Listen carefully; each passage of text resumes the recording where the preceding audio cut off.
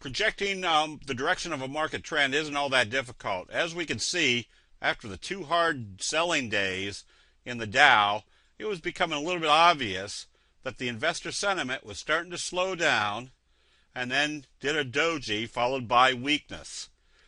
This is called an advanced block pattern, which basically tells you the investment bullish sentiment is running out of steam.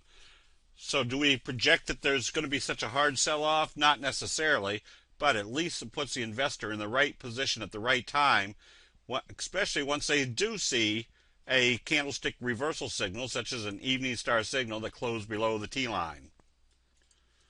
That same scenario was fairly clear in the Nasdaq also, is that when they closed as a left-right combo, failing here at the 20 and closing right back at the T-line, when it started trading, the Nasdaq started trading back below the T-line again. That pretty much was good evidence that the 20 had acted as resistance and that this dumpling top was in progress, meaning this was investor sentiment slowly turning over. We started seeing sell signals, bearish engulfing signal, bearish engulfing signal, a left-right combo, and then a close below the T-line. The projection still should be that they're going to come back and test this level, which would be pretty close to being in the area of testing the 200-day moving average. At this point, as we started projecting or started suggesting that close out long positions and add some short positions to the portfolio, even some of the long positions that are still acting well may not have been up, they just may not have been down very much, but the short positions should be enhancing the portfolio at this point. There were patterns setting up very well. We recommended SSRI today. It didn't move up once we started buying.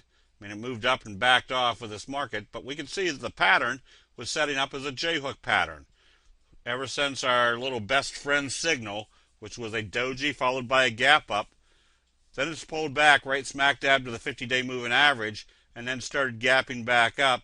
So even though it wasn't up very much, it wasn't down from where we bought it, because the pattern itself was adding bullish force to it.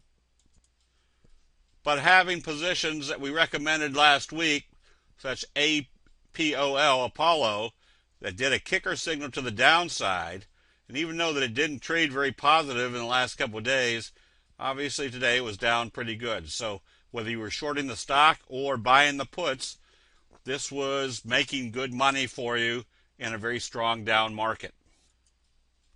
And Moby, another recommendation to short, when it did a little dark cloud, failing here at the T-line and started rolling over, providing a decent percentage return to the downside with the anticipation it was going to come back to the 50-day moving average. So having both long and shorts in the portfolio when the market looks a little bit toppy, at least is prudent in the sense that each candlestick signal and pattern is going to show strength or weakness despite what the general market is doing. So if the market's getting toppy, that's a good time to have both long and short positions in the portfolio. That'll be it. We'll see you in the chat rooms.